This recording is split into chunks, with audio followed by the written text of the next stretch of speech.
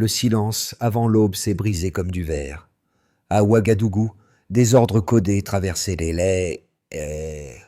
La guerre n'était plus une rumeur, mais une promesse brûlante.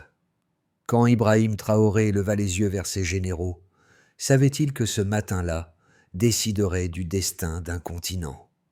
Au-delà du sable et du vent, un cri se prépare. L'Afrique s'éveille. La promesse d'une ère nouvelle planait au-dessus du Sahel, mais chaque souffle portait aussi la menace du chaos. Dans les capitales d'Abuja, de Bamako et de Niamey, la rumeur des ultimatums résonnait avant même que les premiers coups ne soient tirés. Ibrahim Traoré, à peine sorti de l'ombre du rang de capitaine, portait désormais sur ses épaules la fierté d'un peuple et la colère d'un siècle.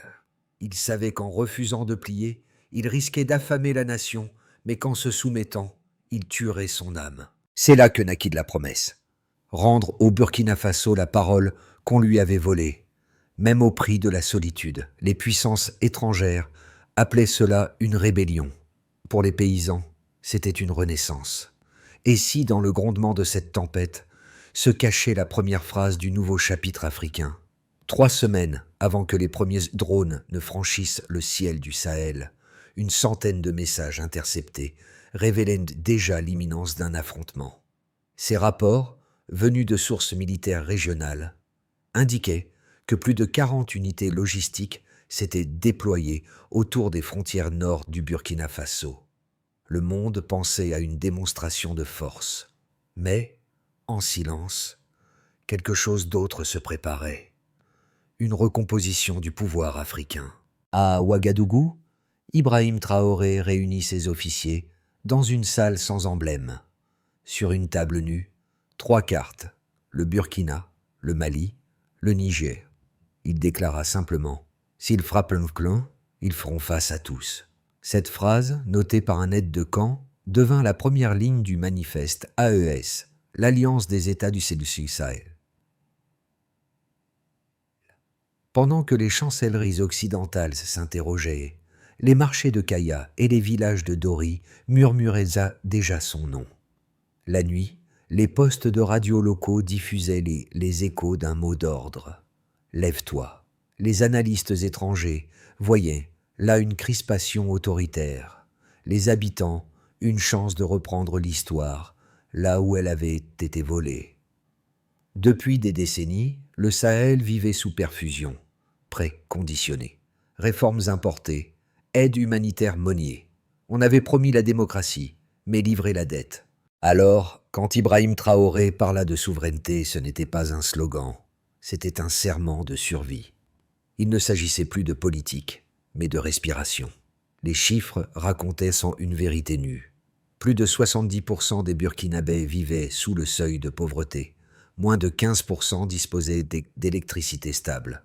Comment parler de liberté quand on ne peut ni s'éclairer ni manger? C'est ici que la curiosité initiale trouva réponse.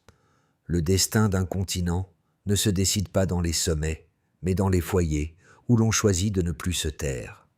Dans le quartier populaire de Karpala, à la périphérie de Ouagadougou, la nouvelle se propagea avant même que la radio nationale ne la confirme. Ibrahim Traoré avait refusé de signer l'accord exigé par l'ECOWAS. Les gens n'attendirent pas les discours officiels. Des femmes sortirent de leur maison avec des casseroles, les frappant en cadence, comme pour marteler la terre de leur volonté. Un vieux forgeron, la peau brûlée par des années de feu, reprit son enclume. « S'ils nous coupent les vivres, nous forgerons nos propres outils. » Dans les jours suivants, des étudiants des universités de Bobo-Dioulasso se regroupèrent pour traduire les communiqués militaires dans 12 langues locales, afin que nul ne reste dans l'ombre des mots officiels. Un réseau de volontaires s'improvisa service de communication du peuple.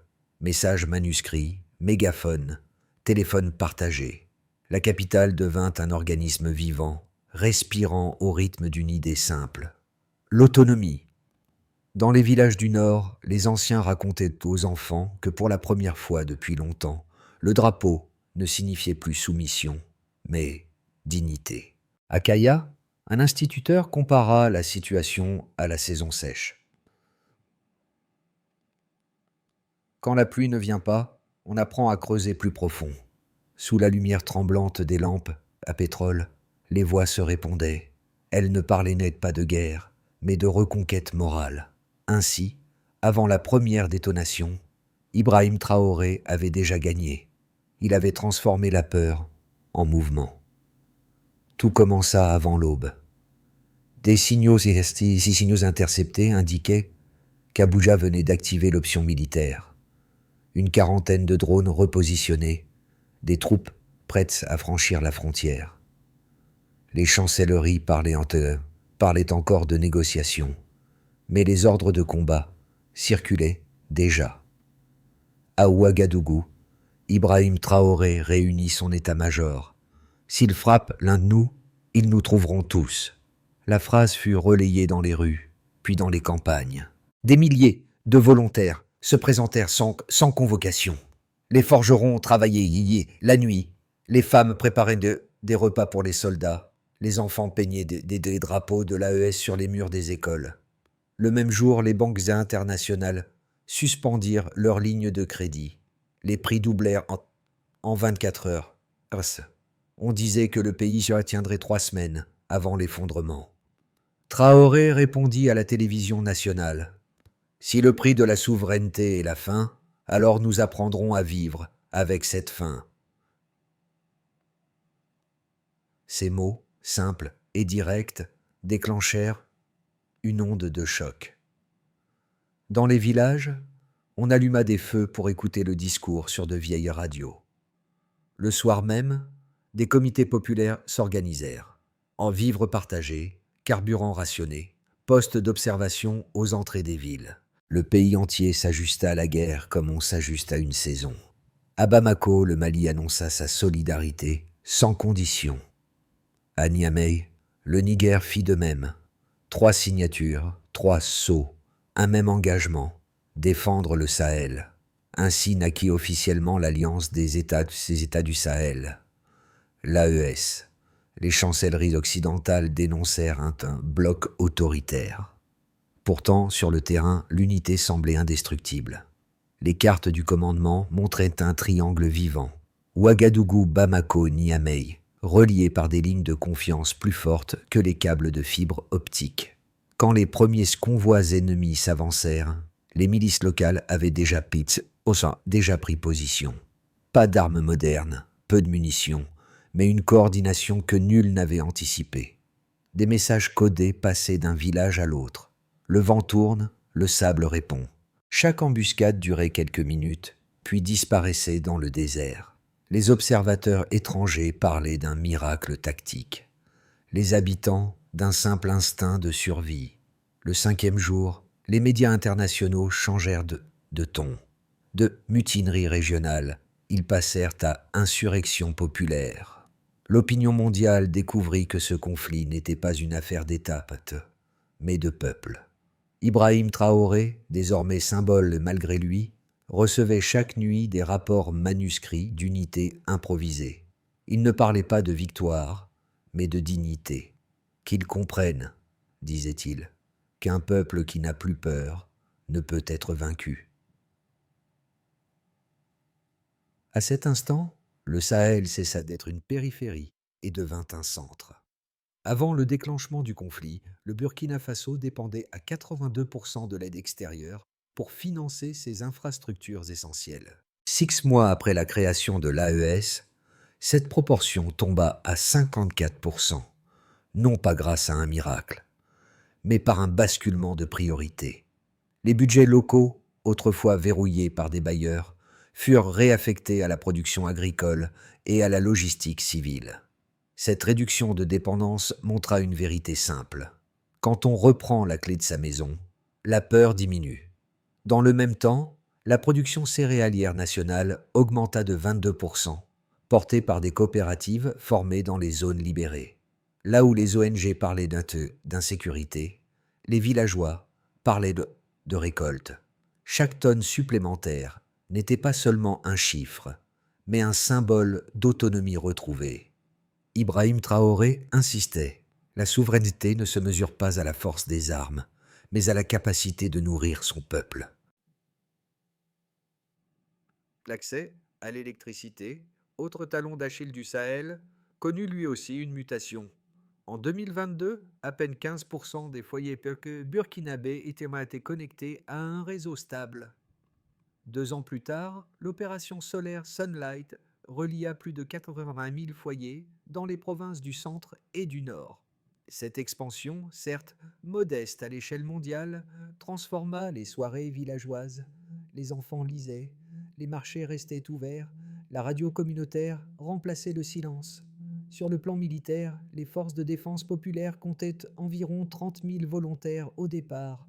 À la fin de la première année, on en recensait plus de 405 000, encadrés par des officiers formés localement. Leur équipement restait rudimentaire, mais leur cohésion surpassait celle d'armées mieux dotées. Chaque engagement enregistré faisait reculer la peur et affermissait le sentiment d'appartenance. Les indicateurs sociaux suivirent la même courbe. L'exode urbain recula de 18%, signe que les campagnes redevinrent viables. Les inscriptions scolaires dans les zones rurales augmentèrent de 12% malgré l'instabilité.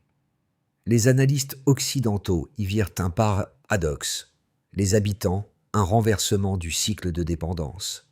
Mais les chiffres ne suffisent pas à raconter le souffle du changement. Dans chaque village électrifié, un mur portait une même phrase. Nous ne sommes pas pauvres, nous étions empêchés. C'est là, expliquait Ibrahim Traoré, que commence la véritable victoire. Dans la conscience qu'un peuple peut produire, apprendre et décider sans permission. Le delta mesuré n'était pas seulement économique, il était moral. Là où hier régnait la résignation et la dette, on voyait aujourd'hui la fierté et la continuité. Et au-delà des graphiques, le Sahel prouvait qu'un continent pouvait se redéfinir à la force de sa volonté. Pour certains observateurs internationaux, l'AES n'était qu'un mirage héroïque. Ils voyaient, dans l'alliance du Burkina Faso, du Mali et du Niger, une union précaire, née de la colère plus que de la stratégie. Leur argument semblait solide. Aucun des 3 pays n'avait les moyens économiques d'entretenir un front prolongé. Les sanctions, le blocus, l'isolement diplomatique devaient fatalement conduire à l'asphyxie. Les peuples finiront par se lasser de la faim, disait-il, car la fierté ne se mange pas.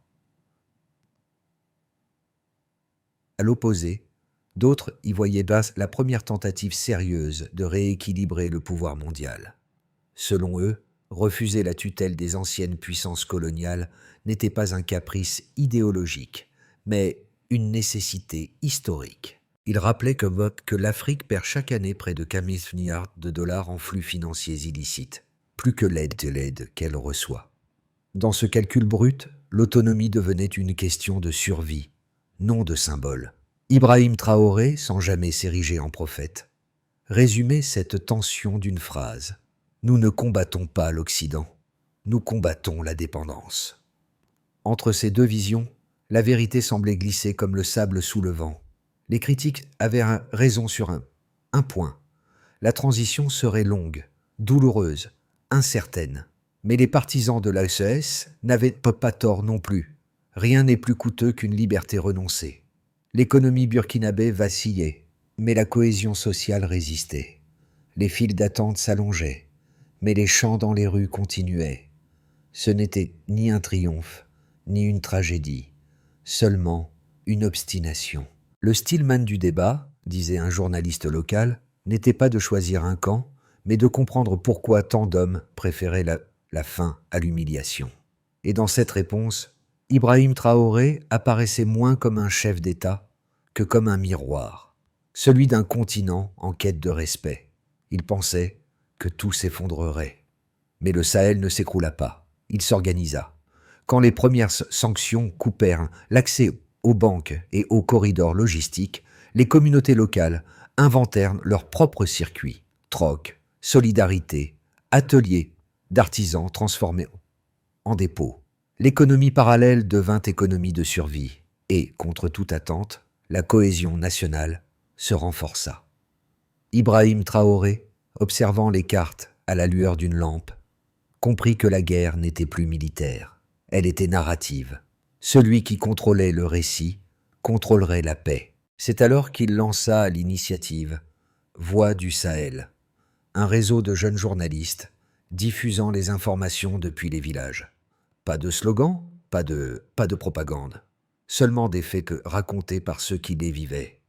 En quelques semaines, plus de 60 radios communautaires émirent sur les ondes locales. Ce changement passa presque inaperçu à l'étranger, mais il redessina la bataille. Là où les alliances occidentales parlaient de sanctions, le Sahel parlait de renaissance. Et dans cette inversion tranquille, une vérité neuve prit racine. La souveraineté commence quand la parole n'a plus besoin d'autorisation. Pour la nation, le socle intérieur se transforme. Dans les mois qui suivirent la création de l'AES, le sentiment d'appartenance nationale prit une ampleur inédite. Les couleurs du drapeau burkinabé, longtemps ternies par la lassitude, redevinrent signe de fierté. Les milices civiles, issues des villages, furent intégrées à un système de défense communautaire. Surveillance, entraide, éducation civique. Pour la première fois, les frontières intérieures semblaient moins fragiles que les frontières diplomatiques. Ibrahim Traoré l'affirma lors d'un discours à Kaya. Une nation ne se défend pas seulement par les armes, mais par la cohérence de son âme. Sur le plan économique, la reconquête silencieuse se met en place. Les sanctions internationales, censées paralyser le pays, eurent un effet inverse. Privés de devises, les Burkinabés relancèrent l'usage des monnaies locales et des circuits d'échange directs.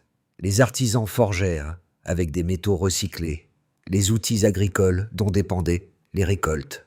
Le commerce transfrontalier reprit par des routes anciennes que les cartes modernes avaient oubliées. En 6 mois, selon les estimations régionales, près de 28 000 micro-entreprises furent recensées dans les 3 pays de l'Alliance.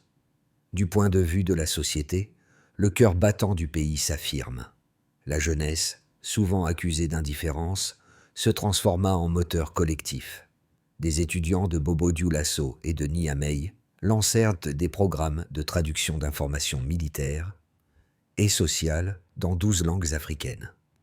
Les femmes, longtemps reléguées à l'arrière-plan, devinrent messagères de la résistance.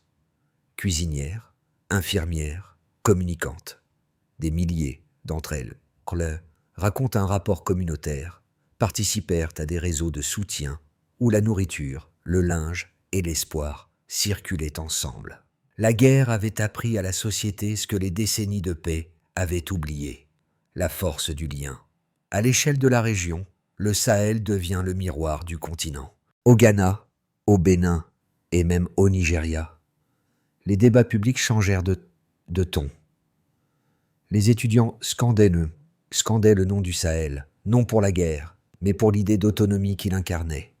Des sondages universitaires révélèrent que 58% des jeunes urbains ouest-africains voyaient désormais dans l'AES un modèle de dignité politique.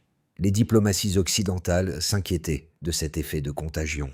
Mais l'idée avait déjà franchi les frontières. L'Afrique ne s'unissait pas sous un traité, mais sous une phrase : ne plus s'incliner. Dans ces transformations lentes et obstinées, les erreurs et les réussites se confondaient. Rien n'était parfait, tout était vivant. Et à mesure que les faits s'accumulaient, Ibrahim Traoré cessait d'être un symbole isolé.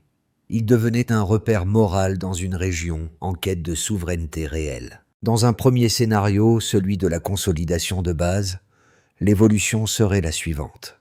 Si la trajectoire actuelle se maintient, l'Alliance des États du Sahel poursuivra sa structuration interne, harmonisation des budgets de défense, création d'un secrétariat commun et extension du réseau solaire, Sunlight. Les exportations minières reprendraient lentement à hauteur de 65% du volume d'avant-crise, tandis que la production agricole resterait le pilier de la stabilité. Ibrahim Traoré, dans ce cadre, apparaîtrait comme un chef pragmatique, ni conquérant, ni reclus, mais administrateur d'une transition fragile. Le Sahel ne serait pas encore libre, mais il ne serait plus dépendant. Dans un deuxième scénario, celui de la percée optimiste, voici ce qui pourrait advenir. Dans cette hypothèse, l'AES deviendrait un modèle régional reconnu, attirant le soutien d'autres États africains. L'adoption d'une monnaie commune, projet encore symbolique, permettrait d'alléger la dépendance au franc CFA.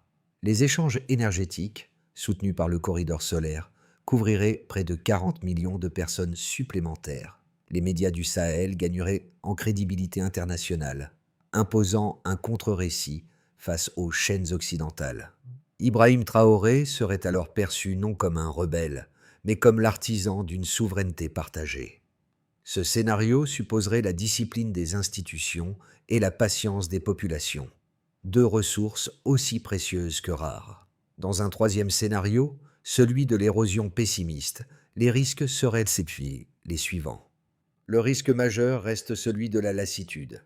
Si les sanctions s'intensifient et que les ressources s'amenuisent, la solidarité pourrait se fissurer. Des factions locales, frustrées par la lenteur du changement, reviendraient vers d'anciennes puissances pour obtenir soutien et visibilité. Une chute de 15% du PIB régional suffirait à rouvrir la porte à la tutelle extérieure. Dans ce cas, Ibrahim Traoré deviendrait une figure symbolique, mais isolée. Le mythe survivrait là où le projet échouerait. Et, entre ces lignes d'avenir, une seule constante. La souveraineté n'est pas un État, c'est un apprentissage. Et dans le vacarme des prévisions, le meilleur pari reste celui de la conscience collective. À Ouagadougou, une mère de famille raconte qu'elle n'a jamais vu ses enfants parler autant de politique. Ils débattent à table, écoutent les bulletins de la Voix du Sahel, notent les noms des provinces libérées, comme on suit un match de football. Leur père, ancien chauffeur routier, a repeint son camion aux couleurs de l'AES, rouge, vert et or, pour rappeler que nos routes nous appartiennent. Ces gestes, minuscules et répétés, sont devenus la respiration du pays. À Dakar, un étudiant sénégalais confie « Je ne vis pas au Burkina Faso, mais je me sens concerné. » Sur les réseaux sociaux, il partage les discours d'Ibrahim Traoré avec ses camarades. Pour lui, cette histoire dépasse les frontières. Elle pose une question que chaque jeune Africain se pose tôt ou tard. Sommes-nous les auteurs de notre destin ? Le message circule, se traduit, s'adapte. Il ne dépend d'aucun mot d'ordre, seulement d'une intuition commune, la dignité. Dans les villages du Nord, les enseignants improvisent des leçons sur la souveraineté à partir des proverbes anciens. « Quand le vent vient d'ailleurs, garde ton feu allumé », dit l'un d'eux. Les enfants rient, mais retiennent la phrase. Elle résume la philosophie du moment. Apprendre à résister sans haïr, à tenir sans dominer. Ibrahim Traoré n'a peut-être pas changé le monde, mais il a changé la conversation. Et parfois, dans l'histoire, c'est ainsi que commencent les révolutions durables, par des mots qui redonnent envie de se tenir debout. La première étape consiste à structurer l'unité. L'AES doit transformer son alliance militaire en cadre politique durable.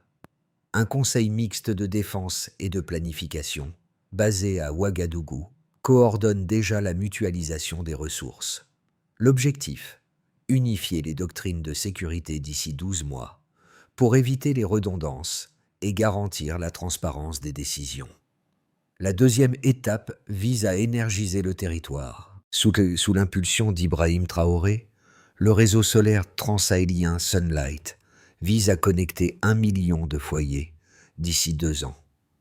Les 3 pays mobilisent leurs universités techniques afin de former de jeunes ingénieurs, symbole d'une indépendance construite sur la compétence, non sur la charité. La troisième étape doit relancer l'éducation civique. Les radios communautaires diffusent déjà des programmes de formation citoyenne, mais l'objectif est plus vaste. Créer une école de la souveraineté, ouverte dans chaque capitale, où seront enseignées l'histoire coloniale, la géopolitique africaine et l'économie locale. Une génération formée à comprendre vaut mieux qu'une nation contrainte à obéir. La quatrième étape cherche à élargir les partenariats. Le Sahel cherche à diversifier ses alliances vers l'Afrique australe et l'Asie. Non pour changer de maître, mais pour équilibrer ses leviers. Ibrahim Traoré l'a rappelé lors d'un forum régional. La souveraineté ne s'exporte pas, elle s'entretient par la diversité. La cinquième étape permet de mesurer la stabilité. Chaque semestre, l'AES publie un rapport social et économique indépendant. Cet indicateur, plus qu'un outil administratif, devient la boussole morale du projet. Prouver que la liberté peut se quantifier en confiance retrouvée. Ainsi se referme la boucle ouverte. Le futur n'est pas une promesse, mais une discipline collective. Dans la cour intérieure du palais de Ouagadougou, les nuits ne sont plus les mêmes. Là où régnait autrefois une lumière vide, venue de bureaux administratifs. On voit désormais les flammes des torches, les silhouettes de volontaires, les chants graves qui montent comme une prière. Le pays a faim parfois, mais il ne se tait plus. Ibrahim Traoré marche souvent seul le long des murs où sont accrochées les cartes du Sahel. Il sait que son nom deviendra un jour sujet de débat dans des livres et des plateaux de télévision. Mais ce qu'il importe, ce ne sont pas les jugements futurs. Ce sont les enfants qui, ce soir, s'endorment en croyant que leur destin n'est plus écrit ailleurs. La vraie victoire se mesure au silence qui cesse d'être résignation pour devenir repos. Dans les villages, on raconte déjà cette période comme on raconte une saison exceptionnelle, dure, imprévisible, mais fondatrice.